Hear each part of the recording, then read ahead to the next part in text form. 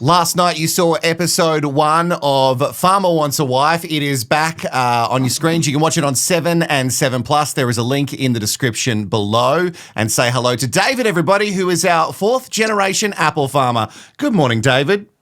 Good morning. How are we going? Yeah, good, thank you. So just before I started recording, we were having a chat in regards to like how you were feeling last night watching episode 1. Now, you don't feature as much. More is going to happen in episode 2, which I watched this morning. I've got some questions, which everyone else will say tonight. But how did you feel watching yourself back? Because it's weird knowing that all the farmers end up with someone. Yeah, definitely. It was, as I said before, it was definitely an experience. I noticed times coming to watch it back, but now to actually be doing it is craziness on so many ways. But listen, it's strange hearing your own voice, and it's strange reliving those moments in the early days of this whole experience. But, you know, I think it was a pretty positive episode. I was really happy with how the other guys went, and I think they're all pretty happy with the first episode. So you're an apple farmer, as we said, 4th generation. Now, maybe the ladies, because there's 8 and then you have to whittle it down to 5, the ladies who are summoned back to the farm, do you think they're getting a better bet versus the other farmers, ladies, because there's less chance on an apple orchard to clean a cow's anus? Do you think your ladies are getting a better deal? Oh, I don't know. I don't want to put too much crap on the beef and the cropping industry, but you know there is a romantic side to the horticulture industry, which my ladies definitely got. That's for sure. Speaking of romance, David, something you probably don't know about me is that I have a phobia, and my phobia is acoustic guitar guy at a party. Yeah, well, that's the thing. I did see the guitar got a bit of airtime, but when I say my passion's for music, it's equally as passionate as going to watch live music. Okay. Unfortunately, my talent doesn't necessarily meet my passion for playing, so you won't see me pull it out too often. Right, because we saw you like down in the water, which is looks really beautiful with your little shack, and you had the guitar, you even had the hat on, and I was like, holy shit, is David going to be the type of guy who's going to serenade every lady down there? Only because you said that you've done it before to someone that you're really interested in. Yeah, no, I mean, the music has been a big part of our life, but it's usually in a fun sense, not so much a romantic sense. So you won't see me serenading all the girls, that's for sure. Thank goodness. Okay, that's great. I can keep watching. You can have a deep breath.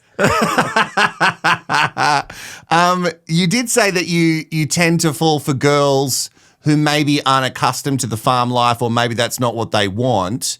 We're all into a bit of self-sabotage. Going into this second episode tonight, what I noticed is that the questions that you were asking made it seem like you really wanted like a strong guarantee that they were happy to live on a farm. Yeah, I guess, you know, this isn't the only sort of time when you go into a first date and really talk about the future. Typically, You wouldn't look that far down the track, but you know, you got to make some tough decisions in this experience. And when you do make those decisions, you want to make sure the end outcome's there. I think it's important. Look, I have to ask this to all the farmers because every season there is a scandal where there is a fake farmer. Every year, without fail, there's someone who is a fake farmer. Now, promise me, you've gone in hard. If it is a lie, it's a big lie because you've gone in hard with 4th generation apple farmer. That's right. You promised me that you're a real farmer. I promise you, I just came in from unloading some apples before this interview, so it's about 3 degrees here, so I'm still shivering, but I can guarantee you I'm on the farm, I'm in Stanthorpe, and we're picking apples. Great, okay. Now, the reason I'm more sus about you than anyone else, David, is because your jeans were very fitted. Yeah, I'm getting a bit of that. Now, you had a pair of jeans that I was like, that's a nice pair of jeans. And that's not something that I would normally look at Farmer Wants a Wife and go, wow, this man has actually dressed right for the occasion.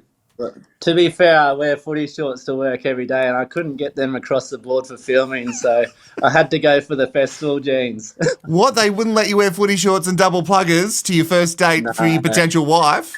No, so we're going with the black jeans option, but I am getting a few of my mates mention the jeans, so I don't think it'll be the last time. Andrew, who I spoke to yesterday, he fancies himself a bit of a ballroom dancer. You did ballroom in high school. What is this common thread with farmers learning ballroom dancing? We had a very unique experience at school where my rugby coach was also a ballroom dancing coach, and we ended up with a bit of a crew of us that were involved with the ballroom dancing. So yeah, coincidentally, there's two of us that have dabbled in it in our life. I don't do a lot these days, but still like to have a bit of a dance here and there. You've got this, I mentioned it earlier, but you've got this, and it features a lot because it is really quite beautiful, this little shack down by the water on your property. Does it have a name? My first thought was it must have a name. You hit the nail on the head. It's called the Shack. Oh, right, okay, well, that makes sense. I'm not going to spoil anything, but in the first episode, the farmers know that they must pick a lady that goes back to the farm. It's happened every season. They go back 24 hours before anyone else, which is great sometimes. In previous seasons, it's been a bit of a poison chalice. Although, without giving too much away, the lady that you took back, you took her to the shack. You had charcuterie. It was a real nice time. In fact, Charcuterie. Yeah, that's a good gig. There was so much chemistry in that first date. I know you haven't seen it, but there was so much chemistry in that first date. I was almost sure that you were going to call production and say, maybe the other ones don't need to come out. Yeah, look, I think it's obviously a very strange situation dating multiple women. And I said from the get-go, when I was on a solo date, I always wanted to just try and imagine I'm on a one-on-one date with nothing else going on. And I think that was the only way you're going to sort of work out where your feelings are at. So, yeah, definitely, I think there's some sparks in those early dates. And, yeah, I'll be looking forward to watching them back myself. There was a lot of chat about the ginge in the mo. Everyone was pretty into it. How long have you been working on that masterpiece on your face? Well, there hasn't been a lot of work in the background, but it's been hanging out there for about 6 years, I think. So okay, so we know Seven have said this year that every farmer finds love. Lovely, that's great. Yeah. I'm coming off the back of watching maths, so anybody who ends up being happy for even a short time, I'm super into. What I'm worried about now, and I kind of floated this with Andrew, you're now in a relationship, right? And this is all playing out. Are you worried about anything that's gonna air that maybe doesn't fare well for your current relationship? We've spoken a lot about this, and all the girls are very respectful of each other during filming. And, you know, you have chats and you kind of look at it in a bit of a humorous sense at times. But, yeah, there's definitely going to be tough moments to watch back. There's no doubt.